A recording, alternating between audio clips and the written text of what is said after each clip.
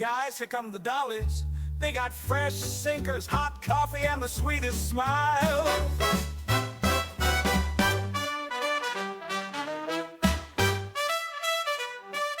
All right. Hi, everybody. Welcome back to the Clubmobile. We have such a special guest sitting with us today, and we're so honored and thankful to welcome Harriet Leitch. Hello, everyone. Hi to all the listeners. Winnie and Gabby, thank you so much for having me. It's such a pleasure. Oh, we're so happy you could join us. This is the one we've been hinting at for the past 4 months. I think 3 or 4 months. We're like, hey, we've been keeping this coming. up our sleeve for a while. Yes. And now the day is here. Finally, yes. we meet face to face via Zoom, which is such a pleasure for me. And now we're going to force Harriet into talking about things she's done for the past 3 or 4 years. A trip down memory lane, as I said to you both before. Oh, absolutely. Yes. Which is wonderful. The one thing I've been most curious about, I'm just diving right in because this has been bugging me for a year. I know that when the boys auditioned for Masters of the Air, it was an open call for Gail Clevin. Was it the same for you? Like, sort of, were you asked to do Marge, or? I had a very unique experience of being cast in that production because I was sent a picture of somebody, a woman that had been part of the American Red Cross. And it was a kind of a reference photo for the kinds of women they might have been looking to cast and match for the production. And I had done a few things that were wartime and 50s set. That seems to be where my default casting lies. And so the casting director of that production knew me prior and said, look, I'm looking for women that kind of match this kind of photo reference that we have of the American Red Cross girls from World War II. I think you could be a great match, and I think you'd be really right for the role. Can you send in any evidence you have from previous productions, in this style? The hair, I have really long hair naturally, but it's cut short, it's curled, it's maybe in a hat. And so I did that, and then there I was winding up as Tatty Spaatz. So for me, it was a really easy way into working on a production, but it was really the work that I had done prior and having met the casting director before that kind of was my audition into it, I suppose. So it was a really easy ride for me. But That's there wonderful. is one thing that I speculate about the production is obviously it's really an adaptation of, one man's experience. Yeah. And all the people that he met along the way and his experiences. And I don't know whether someone in the research team, maybe, I'd love to know if anyone's out there listening, how late the addition was of incorporating women into the storyline, specifically the American Red Cross women, because obviously there's Tatty and there's the character of Helen. So I would be fascinated to know at which point they became part of the story, because they came and went in the first 4 episodes, really. And I just think everyone was keen to know more, like what happened to them, where did they go? Obviously, Masters of the Air isn't about them, but because they featured, it definitely sparked an interest, I thought. Oh, for sure. Hence why we're here. That's what sparked that. Exactly. Genuinely, that's what kicked all this off for us, is that I said, wow, there were a lot of women on base at Thorpe Abbott's. And funny enough, when I was out there a couple of weeks ago, I had asked one of the volunteers at the museum. I said, we did all this research for the first episode, which was on the Red Cross, and it was kind of determined that they traveled wherever they were needed. They lived off-site in these estates and would take the bus out and travel wherever they were needed. And then after the invasion, they were dispersed throughout Western Europe. But Thorpe Abbott's, I found out, was the only airfield that had 3 permanent Red Cross girls living on base throughout the course of the war. So fascinating. So the girls that lived in the estates would, come in and sub in for the girls that lived on base, and they would get a break. But Thorpe Abbott's was the only base that had 3 Red Cross girls that lived permanently with the men, and it was only the 3 girls. There were only 3 women on base. So I guess what you see in the show is that there's secretaries and assistants, none of that, nurses, none of that existed in real life, which was so fascinating to me to find out. I mean, that's amazing. It must have been such an intense feeling coming in to do that role, and you are so surrounded by all of these men, which us as actors also felt it was so male dominated. Not that I can even begin to imagine how they were feeling and what they went through, but there was definitely, you got a hint of how that must have felt, these couple of women in amongst this sea of testosterone. That's quite intense, and for them to have to handle all of these men that they were seeing every day or every other day, or however often they were seeing the same people, must have been a really intense experience, I think. Were you around a lot of the male actors during the time that you were shooting? Because I know obviously it was still COVID. Were you separated a whole lot, or was there time to kind of interact and talk and get to know one another? It's kind of amazing that they managed to still continue filming in amongst, the back end of COVID. I know that all of the guys that had very substantial roles, they had already had a boot camp. So they had such a really brilliant understanding of the training that all of those men went through. So they were quite tightly bonded.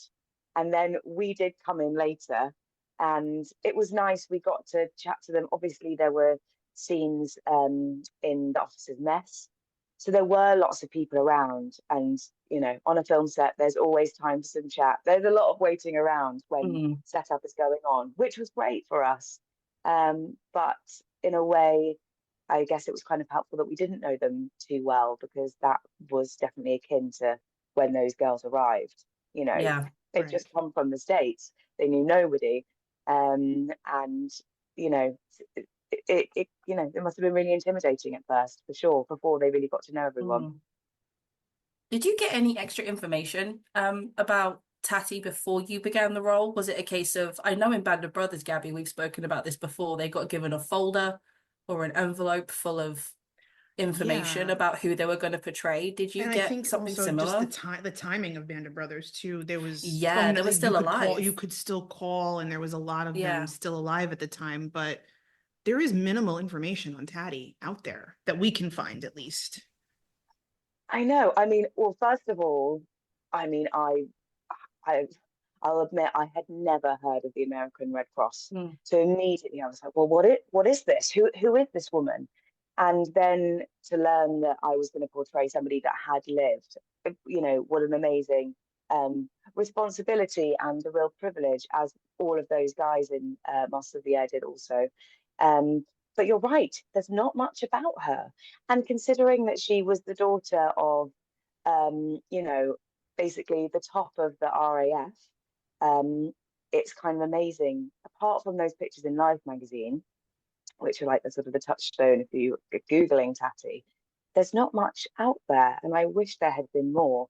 But I would love to shout out this, I mean, maybe we can put it in the show notes or something, but I found a fantastic dissertation that somebody had written about the American Red Cross, and I feel like that was really my way into understanding her experience and the experience of her colleagues. But it would have been, wonderful to know more about her specifically. But I felt like once I had done lots of research about these women, and I also read a great book called Spitfire Women, which maybe you guys have seen, I kind of felt like, even though I was portraying Tatty, and Emma was portraying Helen as well, we were kind of flying the flag for women of the RAC in general, just because they haven't really had their day on stage and screen. So although I kind of got the feeling of Tatty through these photos and the very minimal amount which I'd read about, it was kind of like, how could we get the sensibility of these women in general into these characters, because so many people don't know about them and the jobs that they did. Yeah. I mean, I'm very jealous to hear that these guys had a whole pack given to them about their character. Yeah. But it was really interesting actually, because there was a couple of wonderful dialect coaches on that production, and the research was phenomenal. They had tried to find out where all of these people had been born or where they were brought up, and they did say, like, we couldn't really find much about Tatty, but because she was in a military family, we've kind of taken that to mean she will have moved around a lot, so her accent specifically was quite general. Yeah. Whereas some people on that production were way more specific, in terms of like which state they were from or which city or which town. So I thought that was an interesting takeaway, that she will have traveled around a lot, because of her father's job. Yeah. I have to say, you resemble Tatty. Just you Oh, really yeah. you do. You You do look like her. You do. You look very much like her, and I think that they were spot on with the casting. They really were. I think the team must have seen that photo and thought, we know I know who to pick. That has a resemblance, which is maybe why the casting process went the way they did. They were like, we know somebody that we've cast in the past that does resemble this person, so maybe that's why it was a good fit. But yeah, it's quite weird when you see people from the past, like, that you kind of look like you. Yeah. There's kind of you weirdly sort of feel a bit of a connection to them, even though you don't know them and you're not related. But yeah, that's why it was so special to portray Tatty, I suppose. Yeah. Did they give you any kind of like, was there any kind of like training or like dance training? Because I know there's quite a bit of like scenes in the officers club. Was there any kind of like, hey, we're gonna throw you into like a dance class and teach you how to dance like the 40s, or There was one day where there was this brilliant choreographer. I believe her name was Coral, but I don't want to misremember. But anyway, she was absolutely fantastic, and she took everybody through that style of dancing. But you may notice that in the production, everyone is extremely good at the dance, at the dances, and most of the girls that are dancing with the guys, have, like, they're professional, and they are dancers. But everybody did have an understanding, which was great, because then at least when that music was playing, you had a feel for the era and the period, and actually you've been able to watch these brilliant dancers and see how people would have been dancing then. It was amazing. But something that's really struck me when we were filming, and also when I have been reading about the ACR girls, is the shifts that they had done, as you both have discussed in an earlier episode. The hours were crazy. Not to say that the hours that the men were doing were completely unbelievable as well, but it was the fact that they were then expected to go to these dances and dress in a certain way and be sort of available to dance with the men, and then be up at 4 to make the donuts. There's had like these two really opposing parts of the job requirements, I suppose, which I kind of felt fascinating. Was fascinating rather. And every time we had to change from the gear that we would wear in the Clubmobiles versus the outfits that we would wear in the officers' mess, we kind of did say, oh, I wonder if like the girls also felt a bit of a resentment for getting out of these clothes, trousers, that was really liberating. They looked like one of the guys, and had these amazing jobs to do, and then having to revert back to actually more of a feminine role. That I find a really interesting part of their job, and I wonder, did they really like this part of it? Did they resent it? It would be fascinating to understand more about that, I think. I think that's something that Gabby and I have discussed in the very first episode, and among other ones that we've done, is that every woman was expected just to paint on a smile no matter what was happening. So I think to go from being liberated through the day, you're wearing pants the same as men, to then have to revert back to the core femininity and what you're there for. essentially looking after men. Even they've been up since 4 a.m. and they still have to be available for men that they've never met before because that's just their job. I forgot where I Yeah, read you're it. so right. Yeah, Mm. I forgot where I read this. Winnie, maybe you remember, because I think I might have sent it to you or you might have sent it to me. There was One way. after, was it after the Bremen mission or after the Munster mission, one of the Red Cross girls, one of the men who had come back, I think it might have been after Munster, one Yeah. of the men that had come back on Rosie Rosenthal's fort just couldn't wrap his head around it. And one of the Red Cross girls stayed up with him and walked the path from his hut to the officers club back and forth till Yeah. 3 o'clock in the morning. And then she got up She to do had her to go shift in to the work. morning. And I I That's so mean, I just available can't to remember have where that. I can't remember where we read that. Maybe on the 100th Bomb Group or I maybe think it was. maybe on the 100th Bomb Group's website. Yeah. But I just read that and I went, oh my God. Mm. Me, if I stay up past my bedtime, I'm like, I can't get myself out of bed in the morning. Zombified. And I'm a zombie through the day. It's true. But like it never crossed their mind like, oh, I have a job to do. Also, I have to go to bed. It was my job is to take care of him. And I think yeah, I that's think really it's admirable. the emotional labor, which is often, even now, so associated with women, was something that they were still expected to do in those roles. I mean, it must have been such a lot. And they weren't far behind the men in terms of, if in combat, they were kind of like trailing where they were going, especially when, they arrived in France and onwards. And, they were, even though they were not on the front line, they were definitely seeing the aftermath of the devastation and, the desolate conditions that the bombing had left towns, people in. And they definitely saw their fair share of horror. Yeah. Some women, in the ACR made it as far as Germany. And then, feeling very conflicted about seeing, German civilians that are like destitute and starving. And obviously their role has been to serve and to feed and to welcome and to comfort, men coming up to the Clubmobiles, but also visiting, medical facilities. And, their job was so expansive, I suppose. And yeah, I just think the emotional toll they must have felt through the secondhand information that they received from all of the guys, and as well as what they saw themselves. Yeah, it must have been a lot to carry, but Oh, I for suppose at sure. least they then had each other, even if it was just a crew of 3 of them and the driver. I mean, the bonds that they must have formed, yeah, like Oh, for the guys in sure. the cockpit must have been, Oh yeah, yeah. amazing. Mm. Did you have a similar audition process for Lee, or did Kate Winslet just kind of come along and pick you up and put her in her pocket and said, "Hey, Come along for the ride. yes." No, I did take, but so curious to end up auditioning for another real person that lived. Mm. I kind of couldn't believe it. I was like, and again, World War II. Typecast. What's No, going I'm on here? kidding. Yeah, I've got an era, definitely got an era.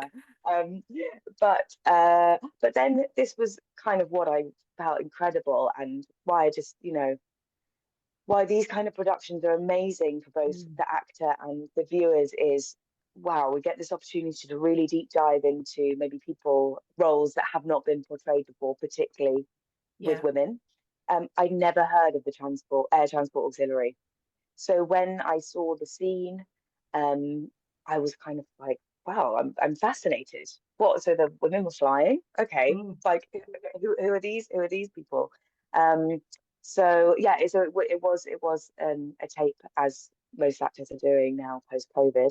And then off I went as soon as I got the part with lots of research, and again tried to find as much as I could out about Anne Douglas.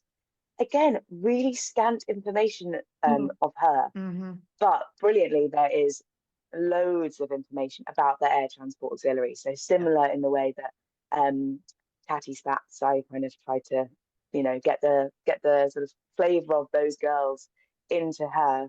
Same with Anne Douglas, the things that I had read about the air transport auxiliary. And when we did the scene, I mean, Kate was fantastic to work with, and she was really keen that we improvised quite a lot of it, because she said, you know, actually, as soon as Lee Miller starts taking photos, the script that has been written, it kind of seems to dry slightly, because we're Yeah. sort of focused on maybe cinematically what we're going to see when she takes the picture. So she said, you know, we're really keen to just improvise it through, which was a gift. I just thought, well, if I can get more airtime for this character Mhm. and flying the flag for these women, that would be absolutely brilliant, because I was sure that there were other people that didn't know about the women in the Air Transport Auxiliary, like I hadn't. So that was, again, a brilliant opportunity to get really nerdy, and sort of, yeah, figure out what these women had done, basically. We loved it. We sat and watched it together, and we kept Mhm. doing the Leonardo Did DiCaprio point you? every single time As we saw together as someone we we knew. could, right? As Being together so as we far could. apart. On the phone.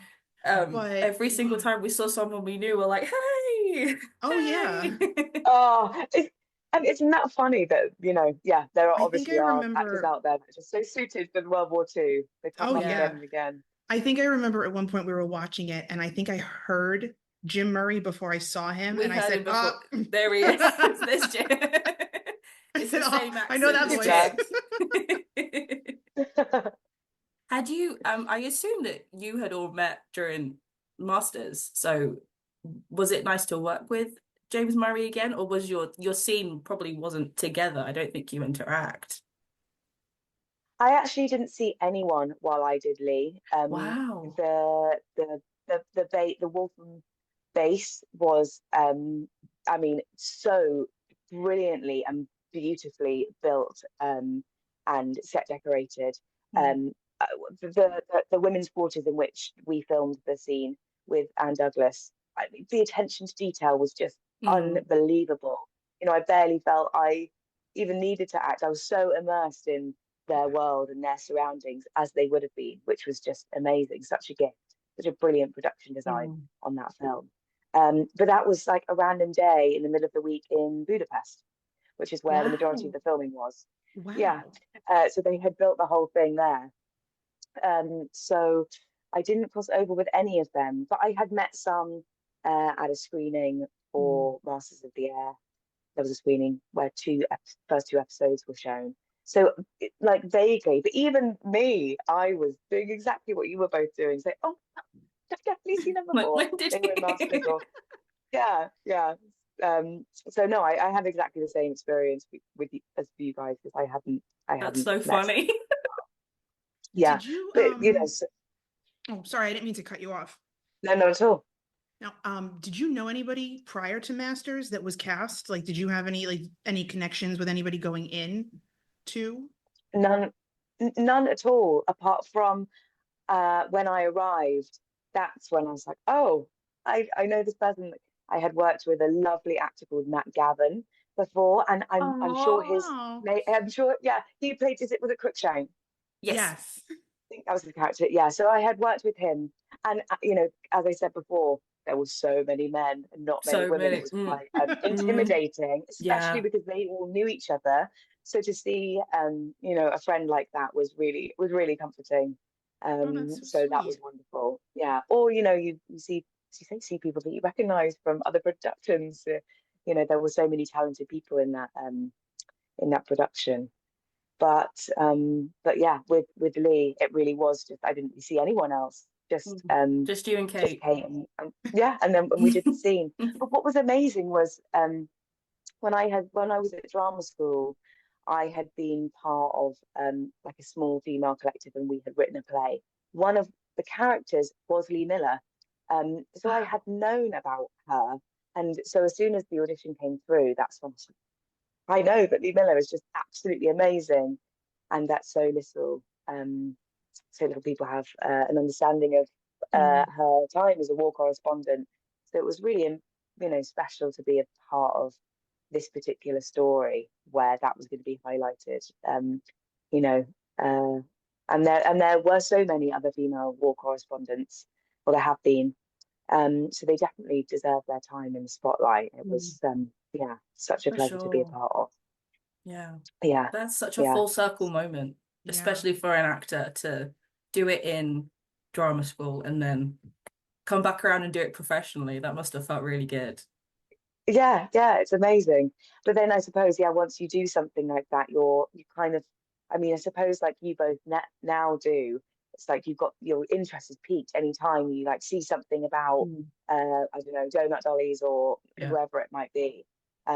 This has happened to me recently because there is a theatre company called Tilted Wig, and I've seen that they have a touring production around the UK called, I think it's called Spitfire Girls, which is, you know, about women that were flying in World War II. So I'm desperate to go and see that, having, you know, learnt about Anne Douglas, and there's so many more women to know about that flew planes. So yeah, I suppose once you've done a very specific project, it's always there in the back of your mind.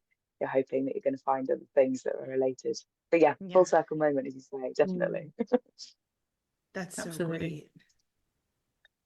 Yeah, I think it would be kind of amiss if we didn't mention what your kind of side stuff is. Can we talk about the drawing room? Is that something you're comfortable talking about? Of course, yeah. I mean, well, I'm sure most actors will resonate with the fact that, you know, you're not always acting. You've got to do some doing other everything things. else. Was that something you started independently, or was it you and a bunch of friends, or how did that idea come up? You know what? This was actually something that I came to during COVID. I wasn't working, as most of us weren't, and there were two brilliant women who are both food stylists, and one's an artist and one's a food writer, and they had formed this life drawing supper club night, and then they were looking for an assistant, and then because they couldn't do their in real life night during COVID, they were like, we need an assistant because we're going to send, you know, materials to draw with, you know, to anybody that wants to participate on Zoom. And so we were sending things out, you know, to people all over the country or all over Europe that wanted to come and join for the evening to draw online. And then COVID ended. We went back to doing things in real life, but then they both got busy with their own projects. And so with their blessing, they let me carry on under my own name, the drawing room. And so I've just carried on with that ever since.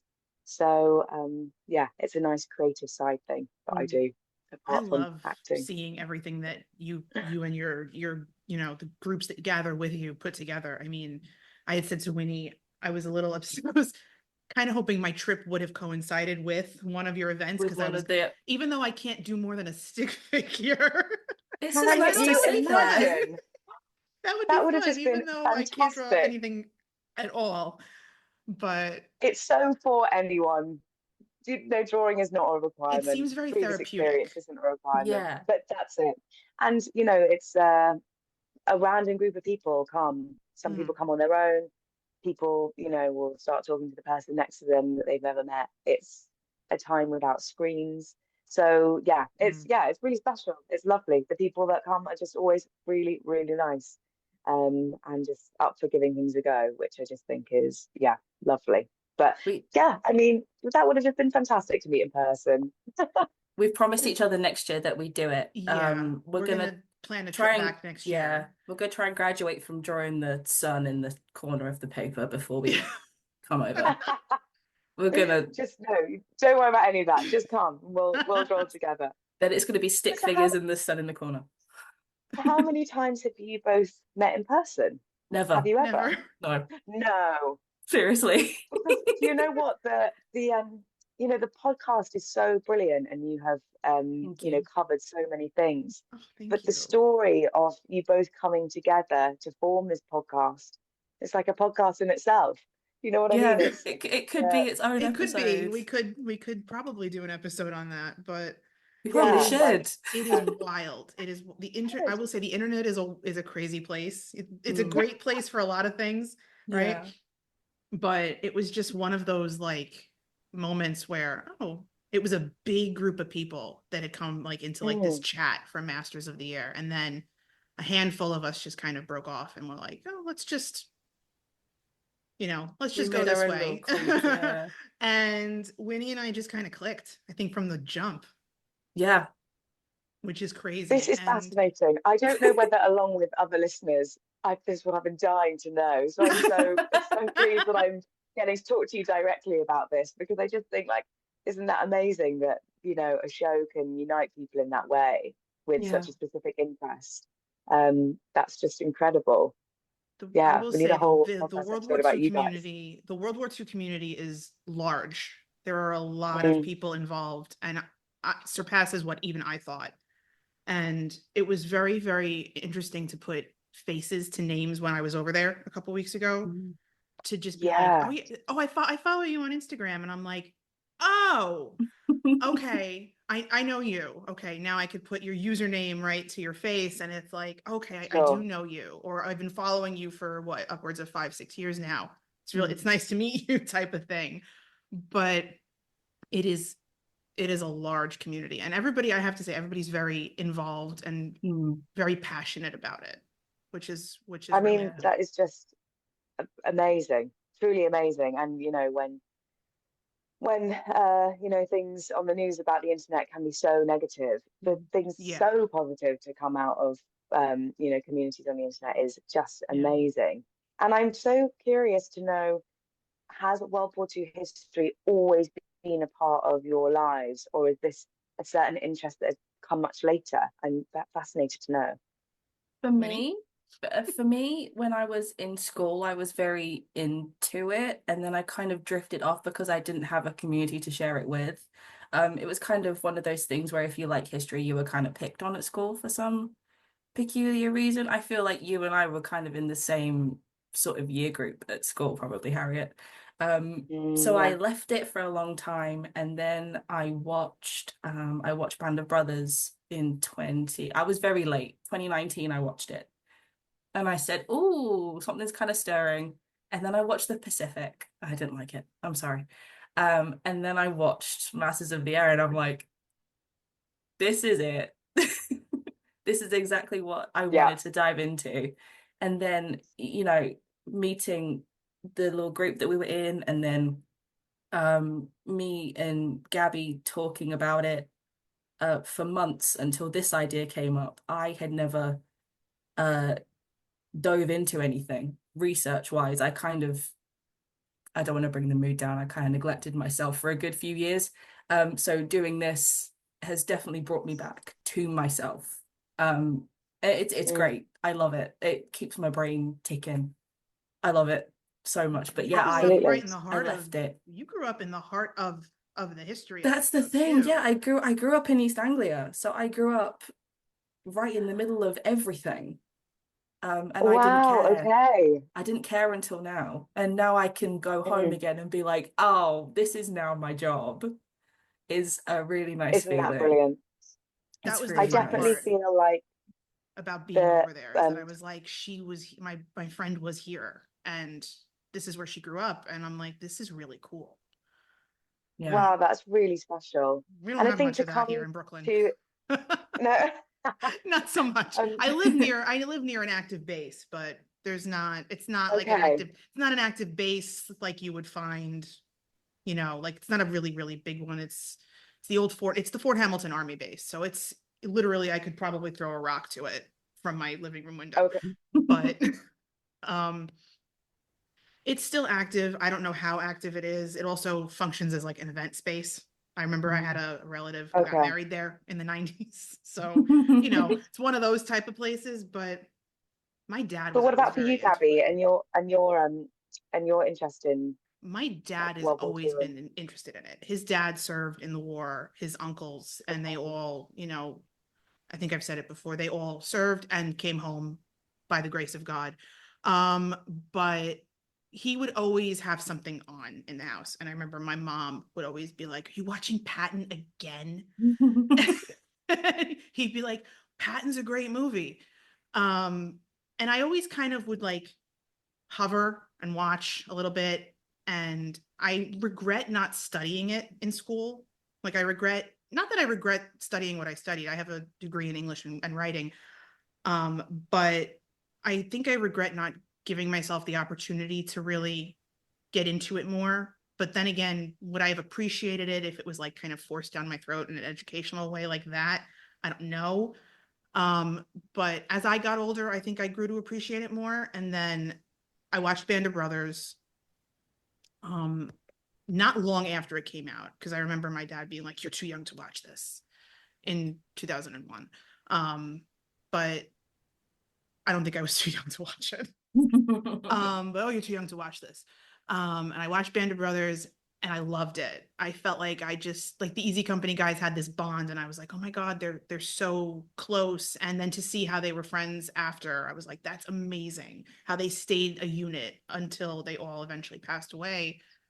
Then I watched The Pacific. I think I watched The Pacific during COVID. And not that I didn't like it, but I feel like The Pacific is a very specific type of war media. And it's a little bit more gritty, Yeah. which I think the Pacific Theater was just darker. But there was something about Masters that really just clicked for me. That really just made me feel like, that's the one. Yeah, it kind of struck us both, especially because, you know, we're now aware of this group of women that we both did not know about. I mean, for me, not knowing about it, it makes sense. It's the American Red Cross. Me and you, Harriet, have, I guess, a similar education in the British school system. You don't really get much out of history. But then obviously for Gabby not to know about it, and then for us to be able to come together and really dig into it the way that we have. The most we get on the Red Cross in school is that there was nurses during the war. Yeah, and that was that. And then, you know, in the, you know, if there's like, you know, Hurricane Sandy or anything like that, then it's, oh, donate to the Red Cross. And that's all you think that the Red Cross is now, is that they just accept donations and they accept, like, you know, clothes and things for those in need. You don't actually think there were women who made coffee and donuts during the war, who did more than make coffee and donuts, if you really put it into perspective. Yeah. So much more. And I likewise, you know, I didn't go on to study history further, so there's so many things that I feel very naive about. But then it's why productions like Masters and Lee are so great for you know, being able to really do a very specific deep dive. And, you know, for the characters that I played, have knowing nothing about either of those two institutions, you know, I was kind of shocked and a bit saddened that I hadn't come across them before. And that the female role in the war effort is so missed, be it both in education or, you know, in its depiction on stage and screen. You know, I don't know, let's have you know, the American Red Cross have their own series, or, you know, the ATA as well. It would be fascinating if, you know, a big production company or streamer picked up on something like that, because we know that they're, you know, all over the world, people are fascinated by World War II and are really keen to, like, keep the history alive. So anybody out there that wants to write female can we do that? And then can we bring you and Emma back to play your characters again? And we'll sit and we will watch over and over again. Oh yes. Do you have a favorite memory from either production or both productions? Do you know what? Both of them had the most amazing costume designers, and they had both been exceptionally true to the uniforms. So they were complete replicas of what those women would have worn. You know, even down to the casting of the buttons that had, you know, ACR on, or the badges, or, you know, whatever it was. So to, you know, be in something that really felt like that's what those women would have worn was, you know, so great and so valuable for getting into the role as well. You know, the look and the feel of them, the feel of the fabric, and how restricted or I don't know which pockets they had, really was so helpful, I would say.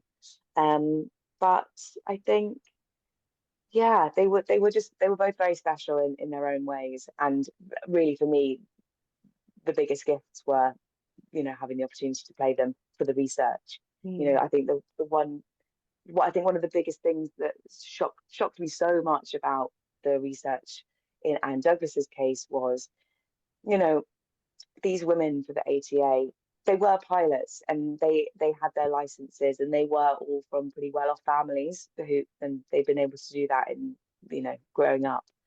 But it was the fact that each plane that they flew had, you know, a little card in the glove compartment which had the instructions for that specific plane, which they may never ever have driven at all, or piloted, you know. So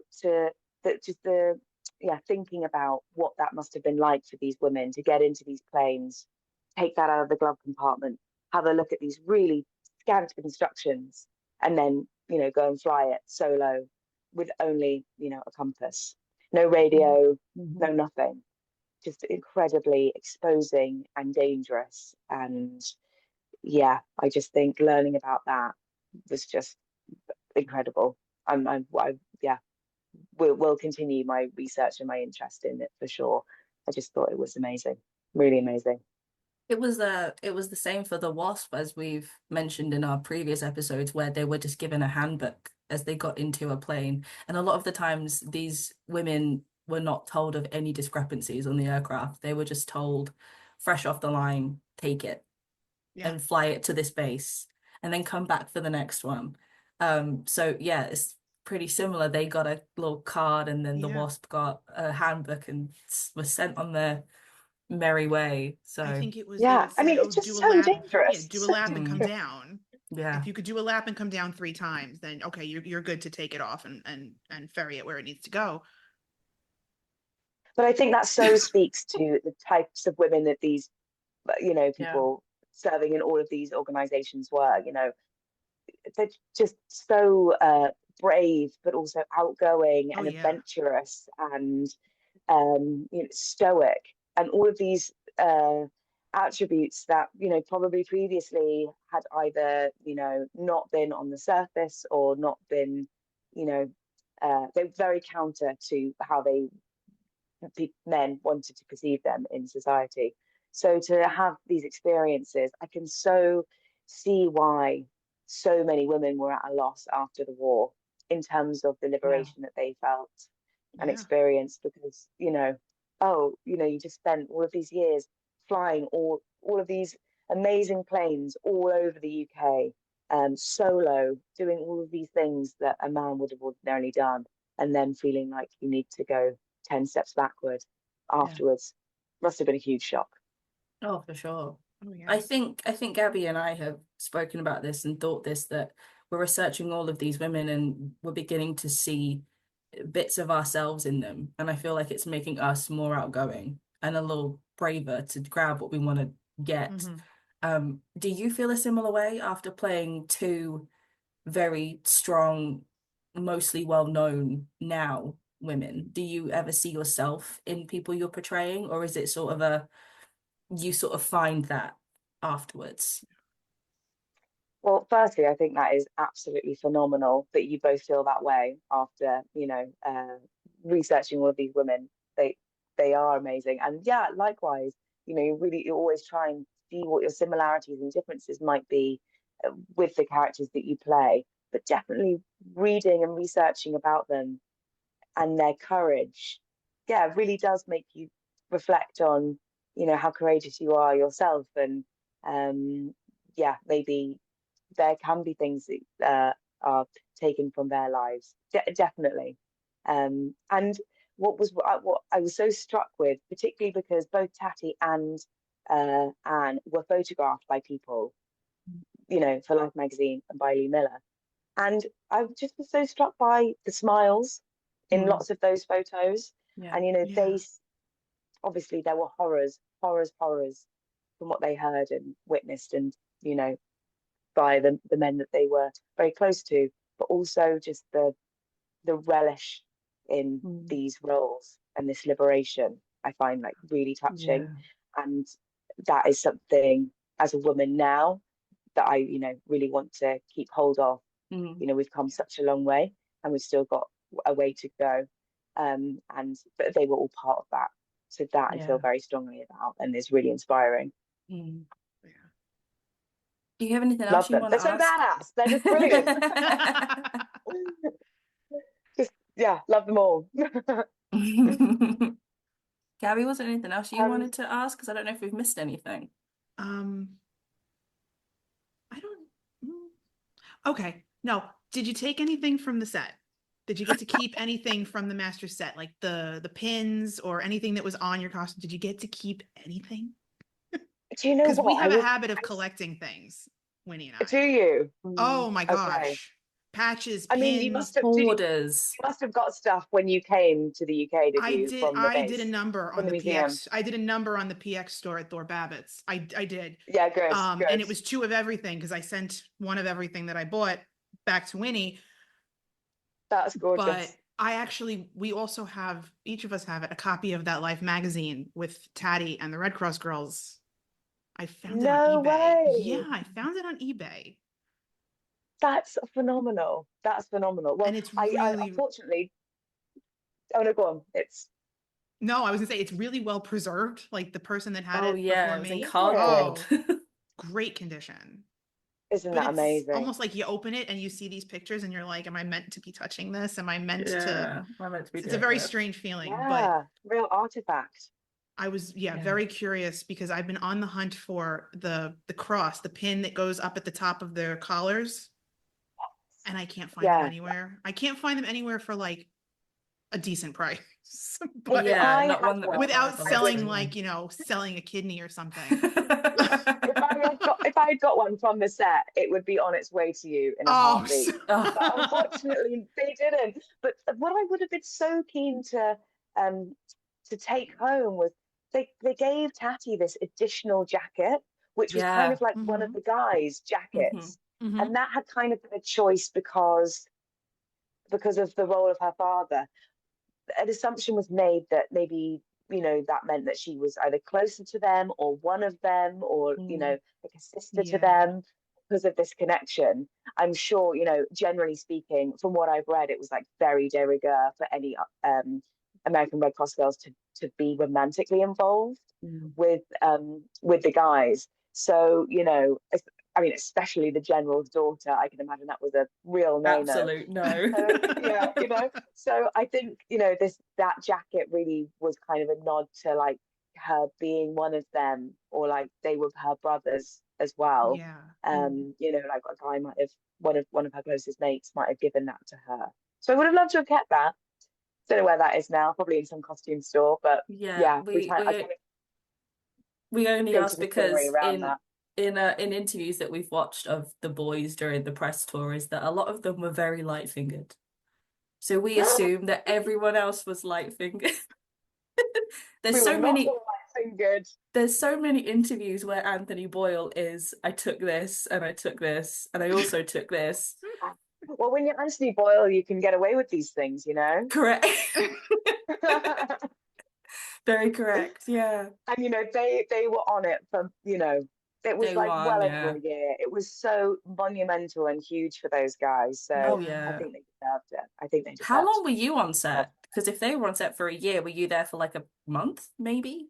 Oh, we honestly popped in for like just a couple of days here, a couple of days there. It was super sporadic. And then months and months went by. And then we wound up doing, that episode that's right at the end. So there was like a sort of a bit of a reunion to see everyone again. And obviously those guys had done so much filming, really, really intense scenes and all of the stuff in the cockpit. And then, we saw them at the end. So it was, only a few days really when you add it all up.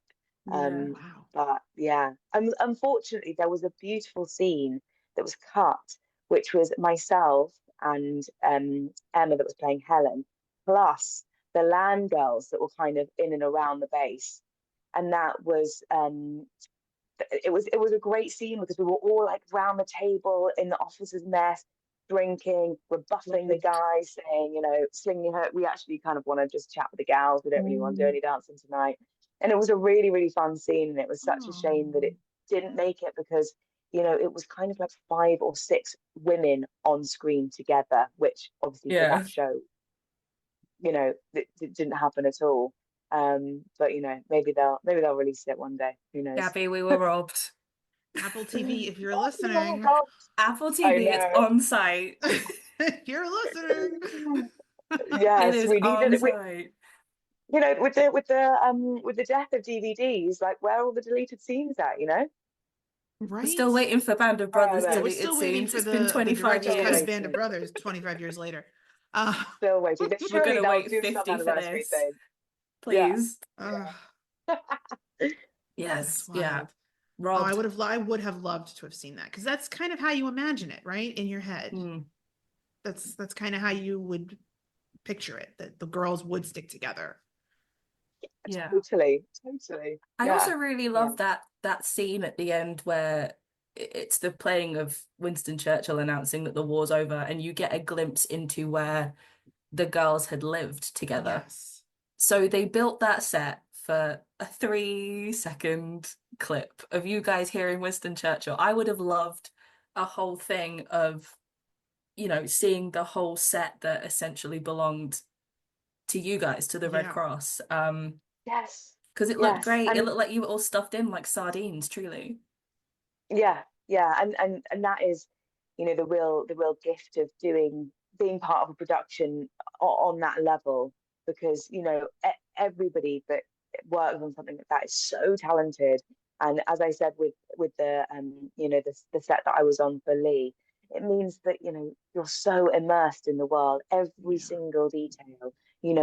They've got letters that the girls might be in the middle of writing. They've got maybe a guitar under their bed. They've got trinkets from home. They've got a picture of a loved one. I mean, the detail is just honestly phenomenal, which is such a gift for an actor, because you really feel like you're there. So yeah, they could really do with some like behind the scenes like tours or something. I don't know, but yeah, Yeah, the I detail they is think that really would could have been amazing. have. really cool. Yeah. They could have given us Yeah. more, and that's the thing. We always want more, We and just want more. We just we're want more, don't we? probably kind of greedy This sometimes. goes back to let's make a show about the girls. I Exactly. think so. I And think we here should. we've got 3 signatures on the petition so far. Yeah. Absolutely. That's great. Give Absolutely. give Emma a call. Emma, come We'll back. call Emma. Yes, Come we'll on, get the other girly. girls involved as well. Yeah, we're all Please. here. We're all here for it. Yeah, Um, absolutely. um, We've got what are stuff you to up do. to, and where can we find you next? What am I up to next? Well, you won't believe this, but I'm going to be playing another real woman. Yes, I've obviously got this every woman face from the past. Who knows? you do. You've got like But lack of iPhone face, is what we call it. You there must haven't Yes. be. seen an Lack. Yeah, iPhone. You've Yeah. never played none of Snake on a that. Nokia. You don't No, know what no, DoorDash God, no. is. Like, No idea. But I'm going to be part of the company of a new play, which is by an amazing British playwright called David Hare. And the play is going to be in Bath, in beautiful Bath. that's where I was Um, born.